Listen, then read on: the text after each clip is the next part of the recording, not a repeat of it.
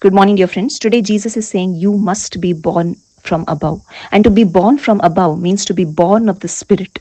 And why do we need to be born of the Spirit? So that we can be reconnected with the kingdom of heaven, so that we can be reconnected with the Heavenly Father, because that is our origin and our destiny.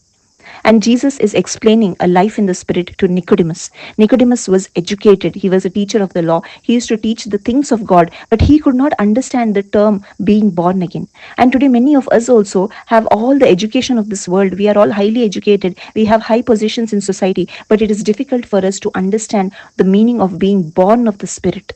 But today, Jesus is telling us that but Jesus is teaching Nicodemus to lay aside what he already knew and become a baby again. Be ready to be taught new knowledge that comes only from having faith in the Son of God. He was inviting Nicodemus, and today he is inviting all of us also to become new beings whose lives are guided and transformed by the Spirit of God.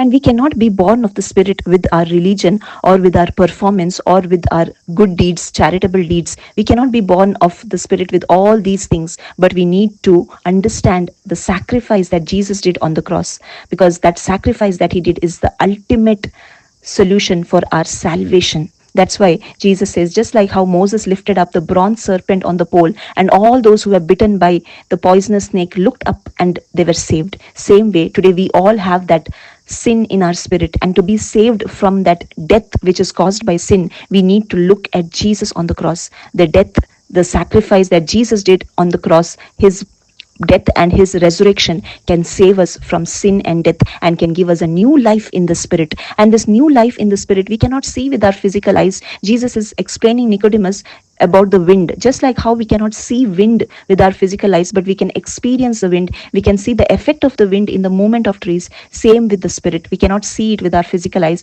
but we can definitely experience the Holy Spirit, and we can definitely perceive the effect of the Holy Spirit. We can definitely experience the fruits of the Holy Spirit. And all this happens only when we believe in the gospel, in the finished work of Jesus on the cross, when we repent of our sins, when we truly understand that Jesus took my sins on himself on the cross, and he shed his blood, and through that blood I receive forgiveness of sins. When we understand this death and the resurrection of Jesus, we also arise in him. We become a new creation in him through the Holy Spirit, and the Holy Spirit now dwells in us, and in this way we live a new life. We are born of the Spirit, and all this is the doing of God. It cannot be done with any effort by man, but everything, all this is God's work. And today we need to have a childlike heart to understand this, to open ourselves to the scriptures, and to ask the Spirit to make us understand what Jesus has done on the cross. And when we come to him with a humble heart, definitely we will understand what is the meaning of being born again, and we will receive this new life in the Spirit. Thank you. God bless you.